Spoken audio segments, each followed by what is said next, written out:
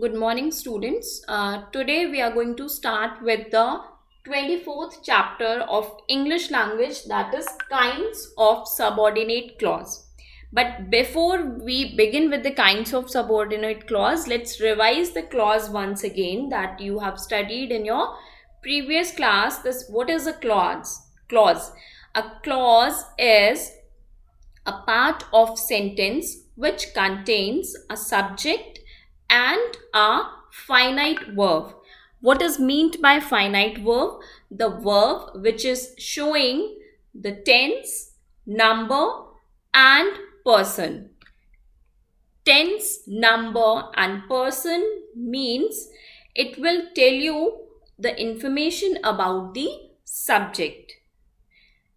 When we have learnt about the agreement of the subject with the verb, we learned that the verb must be in accordance with the subject. We have studied about the verb forms. So, suppose at some place, if you are seeing that it is written likes. So, how will you find out this is a finite verb, and how will you find out that what is the person, the number, and the tense? Here we are talking about the three term, the verb that is showing the tense, person and number. Okay, so here you can see we have used S with the verb. That means it is the simple present tense.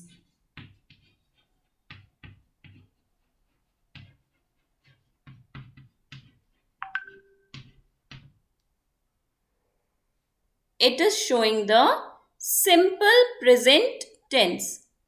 And we have used S, and we know that in the simple present tense we add S or ES with the base verb when the subject is singular.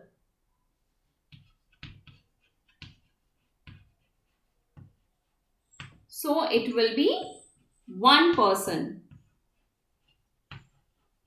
If it would be more than one, then we will not use S or ES. And even if when we are talking about the singular here, it is not I or you. Because with the I and you, we do not put S or ES with the base form of the verb. So, with the help of this verb only, you can find out the tense, the person and the number. So, a clause is basically a part of sentence which has a subject and a finite verb. Now, like you must have studied about the parts of speech, noun, pronoun, adjective, verb, adverb, conjunction, interjection and preposition. In the very same manner here, the clauses are also divided into three kinds. What are the three kinds of the clauses? Number one is noun clause. Second one is adjective clause.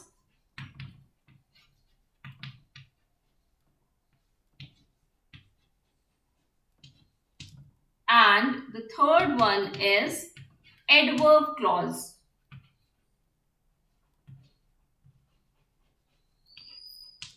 Now, what is the meaning or how does these three clauses function in a sentence?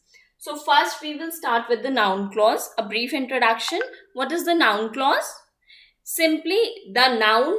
What is the function of the noun in a sentence? We usually see that noun works as a subject or the object.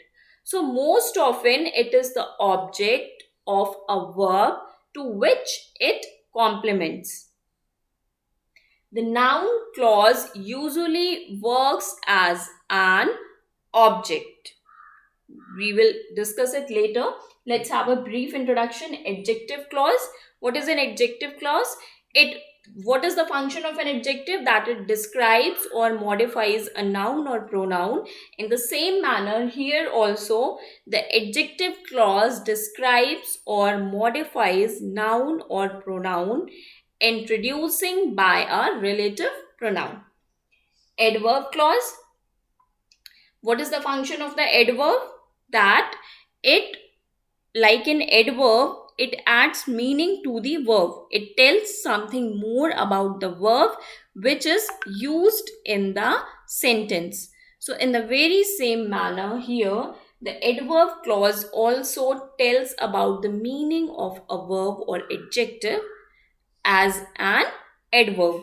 So the function of all these three kinds of clauses is very much similar what we have learned them about them as the part of speech. Now we will take each and every clause in detail. So first we will start with the noun clause. As I told you that the noun clause often works as the object in the sentence. Let's take an example. He said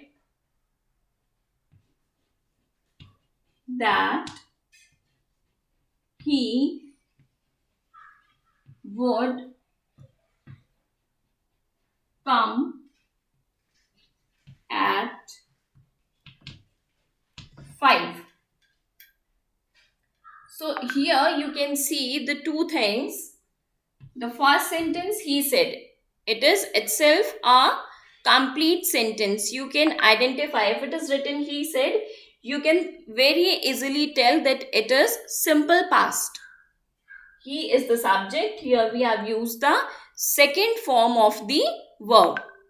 So it is simple past. Now another part, that he would come at 5.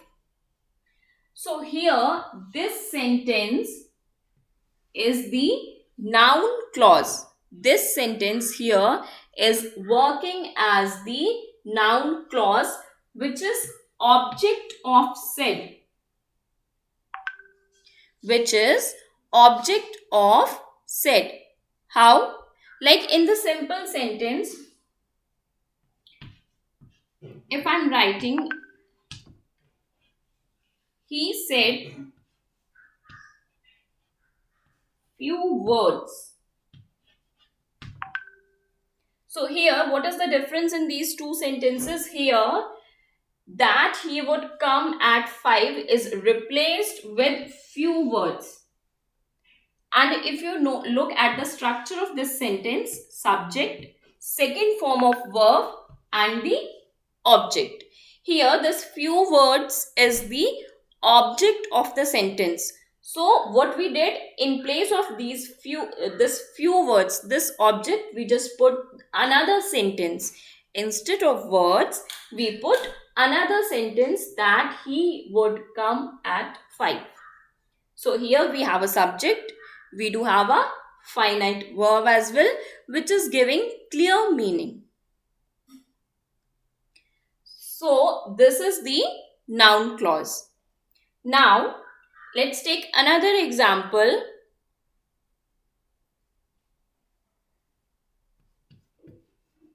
The truth is that he has cheated on us. So if you look at this sentence, the truth is that he has cheated on us. Here, he has cheated on us is the complement of is. So it is working as a noun clause in the sentence. So far you must be having the clear idea that it is nothing but as it is used as the object in the sentence. So in place of just one word or the two words, we are using a complete sentence as the object of the sentence. That's why it is the noun clause. And it is fulfilling the condition of the subject and the finite verb, which represents the tense, number, and person.